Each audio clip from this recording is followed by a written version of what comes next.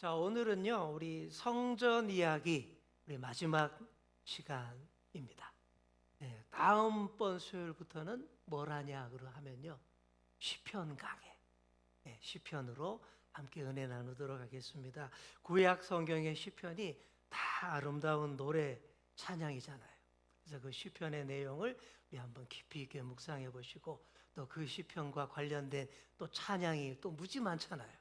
또 그런 찬양들도 함께 풍성하게 하는 그런 시간들로 다음 수요일 집회부터는 그렇게 해보도록 하겠습니다. 자, 오늘은 성전 이야기 마지막 시간으로 성막과 성전에 대한 차이에 대해서 한번 정리해보고, 그동안 우리가 성전에 관하여 공부한 내용들을 우리 한번 최종적으로 정리해보고 마치도록 그렇게 하겠습니다. 자, 이스라엘이 출애굽한 이후에 광야길을 몇 년간 걷게 되죠? 40년. 다 아시는 대로 40년간의 광야길을 걷게 됩니다. 그때 광야에서 하나님의 말씀대로 하나님의 집, 임재의 장소를 만들게 되는데, 그게 바로 성막입니다. 막자가 무슨 막자입니까? 장막, 천막 할 때 그 막자예요. 이동식 텐트 형태의 그런 것이죠. 설치했다가 얼른 또 거둘 수 있는 이동식 천막 형태여야만이 그 광야 여정을 하나님과 함께 할 수 있었기 때문에 그렇게 지었던 것이죠. 그래서 성막은요, 주로 나무와 가죽과 세마포와 천, 밧줄 이런 걸로 지탱이 됐습니다. 구름 기둥, 불 기둥을 따라서 걷고 또 걷다가 구름 기둥, 불 기둥이 딱 멈춰서면 그 자리에 뭐부터? 성막부터 딱 세우고요. 거기서 하나님께 예배하고 거기서 머물게 됩니다. 그렇게 머물다가 하루 만에라도 얼른 성막을 걷어서 또다시 이동할 수 있고요. 또 하나님이 말씀하시지 않으시면 그 자리에서 뭐 한 달이고 몇 달이고 더 머물 수 있는 그런 체제였습니다. 이런데 아주 특화된 하나님의 집이 바로 텐트, 이 성막, 천막식의 성막입니다. 이게 또 아주 낭만이 또 있어요. 요즘 현대인들이 캠핑을 그렇게 즐기지 않습니까? 그죠? 그래서 좋은 천막이 무지 많아요. 보면요, 비바람, 추위, 더위 다 막아주고요, 원터치로 한 번에 그냥 다 간편하게 설치할 수 있는 좋은 천막들이 정말 많아요. 한 자리에 고정되고 눌러 앉는 집이 아닌 천막은 그래서 더 낭만적입니다. 우리의 인생을 나그네 길이라, 순례자의 길이라라고 노래하는 우리 신앙인들에게 그래서 성막이 더 낭만적이에요. 저도 텐트를 좋아합니다. 텐트에 자는 거 좋아해요. 근데 이제 우리 아내와 가족들 때문에 불편하다 그래서 이제 천막을 못하고 딱 고정된 집에, 좋은 집에, 숙소에 머물게 되는 것이죠. 자, 광야에서 텐트 생활하던 이스라엘이 광야 생활을 다 마치고 약속의 땅에 들어가게 됐습니다. 정착 생활하게 됐죠. 이때부터 상황이 달라집니다. 언제든 걷어서 이동하던 그런 천막, 성막이 아니라 한 곳에 딱 터를 잡고 딱 자리 잡은 제대로 들어서는 건축물, 그런 건물로서의 성전이 세워지게 된 것이죠. 자, 다윗 왕이 처음으로 성전을 지으려고 했습니다. 하나님의 성전을 처음으로 지으려고 시도한 사람이 다윗이에요. 이미 많이 늦었잖아요. 이스라엘이 약속의 땅에 들어온 지 벌써 200년이 훌쩍 지났습니다. 그런데 그동안 성전을 지을 엄두도 못 냈어요. 왜냐하면요, 바람 잘 날 없었기 때문입니다.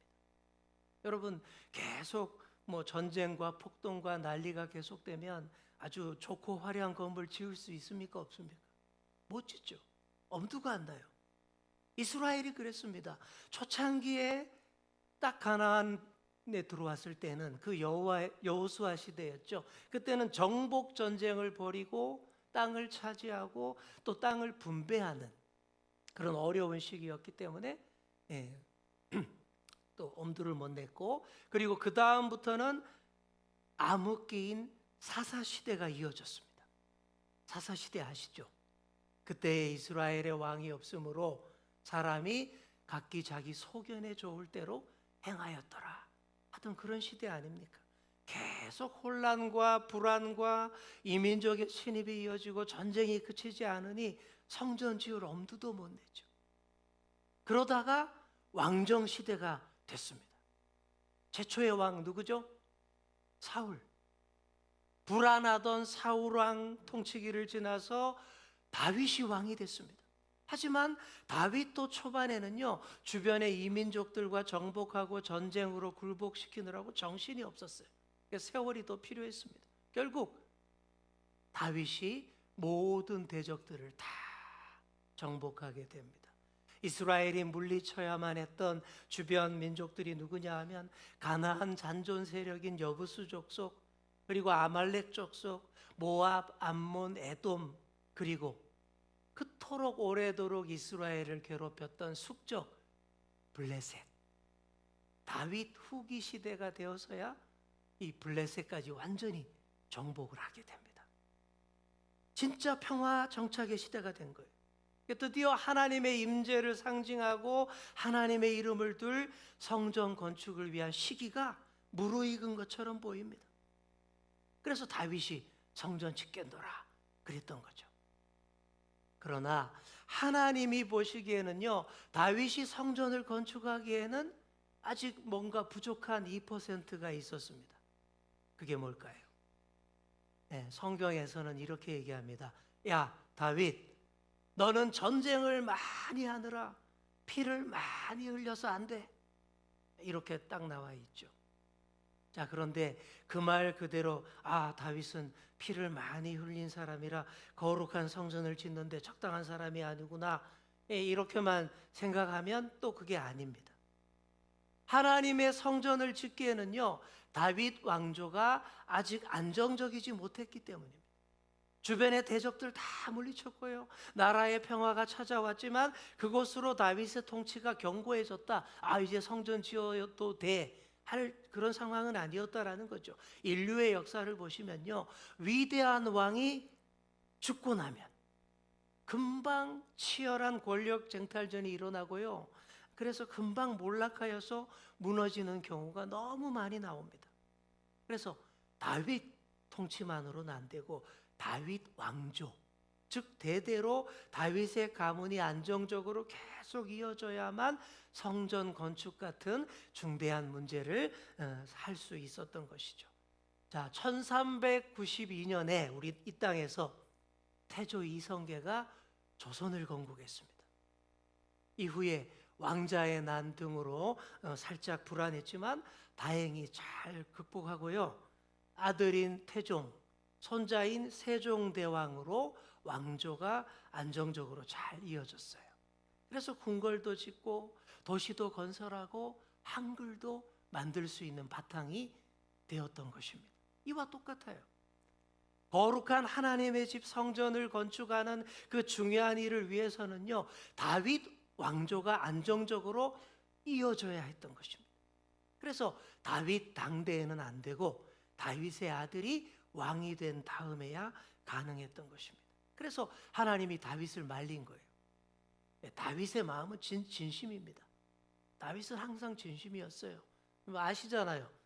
빼앗겼던 그 법궤, 성전의 핵심 성물인 법궤, 언약궤가 예루살렘으로 돌아올 때 다윗이 얼마나 좋아했겠습니까? 옷이 벗겨지도록 춤추며 찬양했지 않습니까? 그러니 하나님의 성전을 짓는 일에도 정말 다윗만큼 이 열정적인 사람 또 없는 거예요. 얼마나 그 성전을 짓고 싶어 했는지 모릅니다. 그런 다윗을 하나님이 말린 겁니다. 야, 넌 전쟁 많이 해서 피 많이 흘려서 안 돼, 이렇게 만류하셨지만 그 이면에 보시면 그런 겁니다. 좀 더 기다려, 아직 아니야. 내가 너의 집안부터 견고하게 세운 다음에 성전 잘 지을 수 있도록 팍팍 밀어줄게. 바로 이게 하나님의 마음이었던 것이죠. 다윗이 하나님의 집을 짓겠다라는 그 순수한 열망을 보일 때에 우리 하나님은요, 더 크게 더 멀리 보셔서 다윗의 집안, 그의 왕조를 대대로 견고하게 하시겠다라는 그 약속을 해주셨습니다. 그래서 다윗의 가문, 다윗 왕조가 성경에서 그렇게 중요한 거예요. 가장 중요한 집안 왕조 혈통이 된 겁니다. 그 혈통에서 누가 옵니까? 예수님도 그 혈통에서 오시잖아요. 하나님이 딱 이렇게 멀리 크게 보고 딱 붙잡아 놓은 집안. 성전 짓는 것도 딱 하나님이 보시고 이렇게 다윗 왕조부터 세워주신 다음에 가능하게 하신 겁니다. 자, 그래서 결국 다윗이 아니라 다윗의 아들 솔로몬 왕 때에 하나님의 성전을 건축하게 됩니다. 그때가 이스라엘 왕국의 최고의 전성기, 황금기였습니다. 전쟁이 그친 지 오래되었고요. 이스라엘의 막강한 군사력과 경제력, 그리고 문화의 힘이 주변 국가에 큰 영향을 미치던 때입니다. 그래서 성전 건축이 아무 방해도 받지 않고 잘 건물이 올라갔던 것이고, 오히려 주변 여러 나라에서 다 도와주는 거예요. 좋은 재료 다 대주고, 레바논 백향목 다 잘라서 보내주고, 그렇게 지어졌다라는 것입니다. 자, 이제 성막과 성전이 어떻게 다른지 이제 한번 좀 정리해 보도록 하겠습니다. 자, 성막은요, 출애굽 사건과 시내산 언약에서 나온 산물입니다. 이스라엘 백성들이 6월절에 그 밤을 보내고 출애굽한 이후에 50일 만에 시내산 자락에 도착했죠. 거기서 시내산 계약을 맺게 됩니다. 하나님과 십계명, 그 언약 율법도 받게 됩니다. 자, 시내산 언약, 시내산 계약을 한마디로 표현한다면 이런 겁니다. 하나님과 이스라엘이 서로 넌 내 거, 난 네 거, 이렇게 오로지 하나님 말씀대로 살면 성공한다라는 그 엄숙한 영원한 계약, 언약을 맺은 그것이 시내산 계약이죠. 그리고 이 시내산 계약이 기억되고 갱신되는 장소가 바로 성막입니다.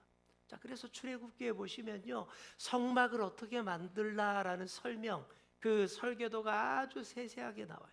그리고 성막을 안에 어떻게 성물들을 배치할 것인지, 어떻게 만들어야 하는지 아주 자세하게 설명이 나옵니다. 그리고 하나님이 만들라라는 대로 성막을 잘 만듭니다. 자, 그림으로 한눈에 보는 게 좋지요.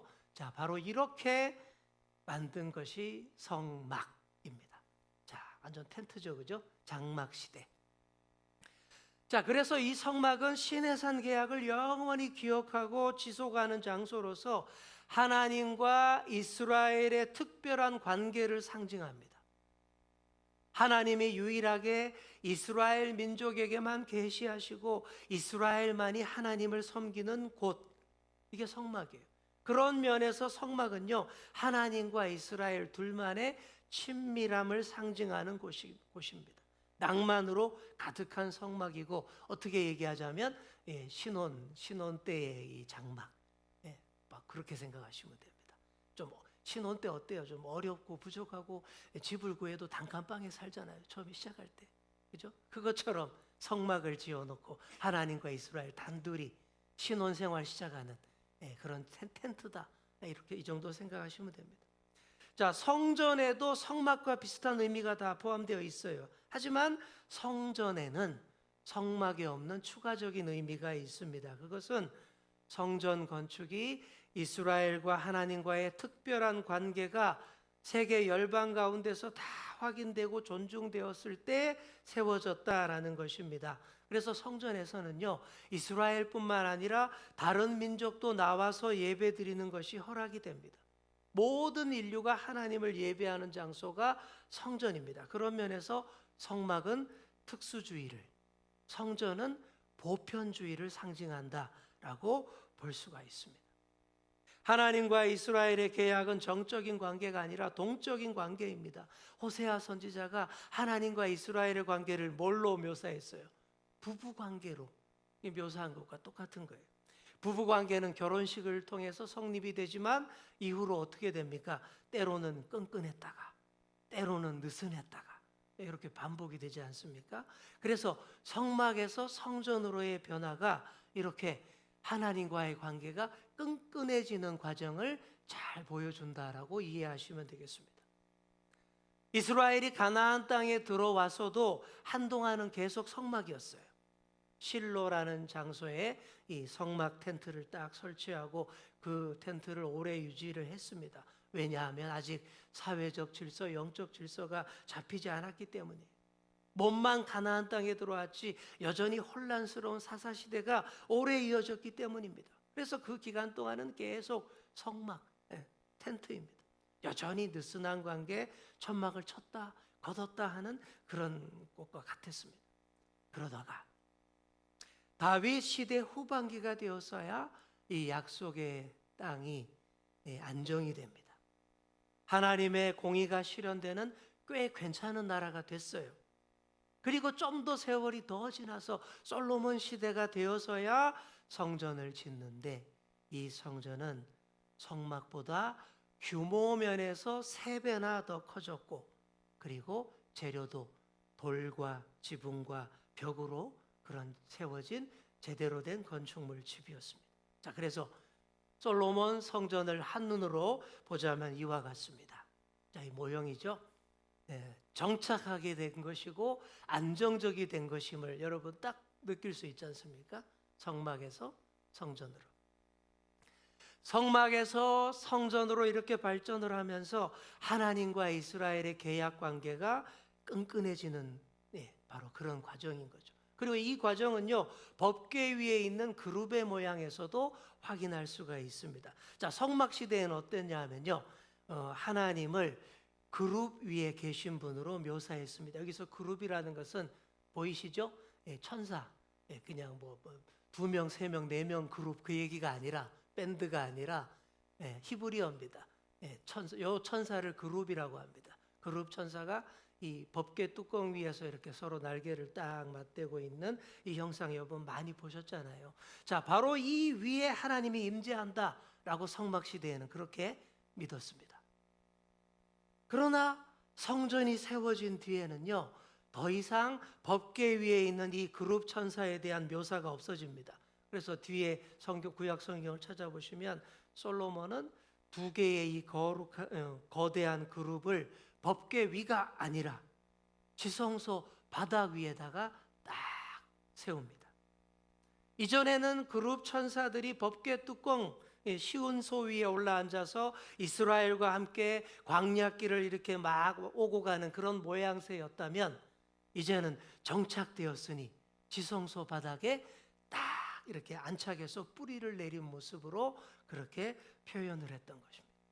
자, 그리고 그룹 천사의 변화뿐만이 아니라 또 성전 시대가 되면 법궤 양쪽에 있는 그 채의 위치도 바뀝니다. 여러분 채의 용도를 아시죠? 법궤를 이동할 때 어떻게 제사장이 어깨에 딱 매기 위한 이렇게 채를 딱 끼워놨잖아요, 그죠? 성막 시대는 이렇게 보이시죠? 채를 법궤에 항상 끼워두었고 아예 안 뺐습니다. 출애굽기 25장 15절에 이렇게 되어 있어요. 채를 궤의 꼬리에 꿰인 대로 두고 빼내지 말지며. 왜요? 언제 이동할지 모르기 때문에. 그때는 그랬어요. 그러다가 이제 성전이 세워지고 법궤가 성전 안 지성소 안에 딱 안치되는 순간부터 채를 뺍니다. 이제 이동 안 하니까요. 채를 빼서 법궤 앞쪽으로 이렇게 딱 이렇게 옮겨놨다라고 열왕기서에 나와 있습니다. 왜요? 이제 법궤가 더 이상 모바일이 아니기 때문에 옮겨 다닐 필요가 없음을 그렇게 표현했던 것입니다. 자, 이게 다예요. 성막과 성전에서의 변화에 큰 차이가 없습니다. 이 정도가 다입니다. 가장 중요한 변화는 이동식에서 고정식으로 바뀌었다라는 거예요. 그동안은 이동식이어서 간결하고 가볍게 해서 임시적으로 언제 어디에서든 하나님을 예배할 수 있도록 했습니다. 간편하고 낭만도 있고 재미도 있었지만 안정적인 것은 아니었어요. 언제 성막을 또 분해해서 또 보따리 싸서 떠나야 할지도 모릅니다. 그러나 이제 고정식이 된 거예요. 한 곳, 예루살렘 그 성전산, 시온산 그 위에 거룩한 자리에 안정적인 성전을 딱 짓고 그곳에서 하나님을 예배합니다. 이것은요, 하나님께서 안정과 평화를 허락하셨다라는 의미입니다. 하나님께서 안식과 평안을 주셔서 보다 더 안정적으로 예배하게 하신다라는 그런 의미인 것이죠. 저의 삶이 그랬습니다. 저는 일찍부터 신학하기로 결심을 하고 결혼도 일찍 하고 어려운 시절에 신학 공부를 시작했죠. 그래서 저는 결혼하고 장롱, 침대 뭐 이런 큰 가구를 하나도 안 샀습니다. 남들은 결혼하면 그때 혼수품 뭐 그런 거 저는 안 했어요. 왜요? 저는 목사기 때문에 어디든 교회 사택에 살아야 되는데 그 사택이 코딱지만 할지. 예. 근데 대부분 서울은 집값이 비싸서 코딱지만 해요. 믿을 수가 없어요. 큰 짐을 사면 안 돼요. 실제로 제 동료들 후배 목사들이 막 샀다가 다 버리는 거 제가 수도 없이 봤습니다. 그거 아니죠. 그래서 저는 작은 옷장, 행거, 뭐 매트 접는 거 이런 거 주로 자고 완전 이동식으로 그렇게 살았습니다. 그러다가 2019년에 여기 주연교회 담임 목사가 되면서 5층에 큰 집을 주더라고요. 그때 장롱 사러 갔습니다. 장롱 사러 가고 침대 사고 식탁 사고 큰 가구들 그때 다 산 거예요. 그때 막 장롱 사러 다니면서 제 마음에 드는 마음이 안정과 안식과 평화, 이제 한 자리에 딱 뿌리 내리고 예배하게 하시는구나. 바로 그런 거예요. 하나님의 백성이라면 바로 이 의미를 잘 알고 우리가 감사할 줄 알아야 됩니다. 성막 시대를 넘어서 성전 시대를 허락하시고 안정과 안식과 평화를 허락하신 하나님께 바르게 예배할 줄 알아야 한다라는 거예요. 그렇게 할 때에 무너지지 않는 성전이 되게 하십니다. 그런데 역사에서 보시면요, 참 유감스럽게도 이스라엘이 별로 그러지를 못했어요.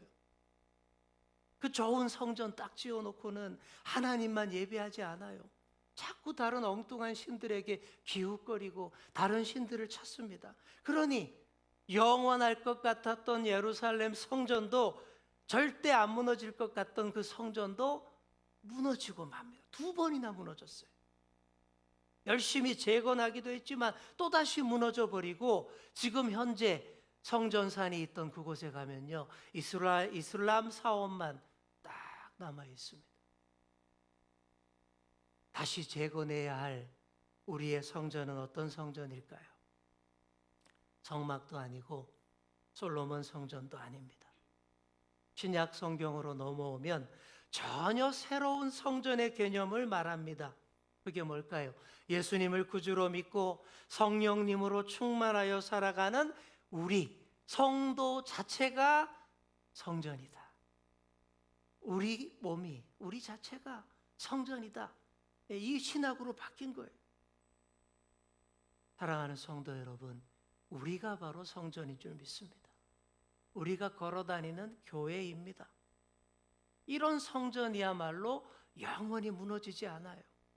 그래서 오늘 우리가 뭐라고 노래했습니까? 우리는 주의 움직이는 교회.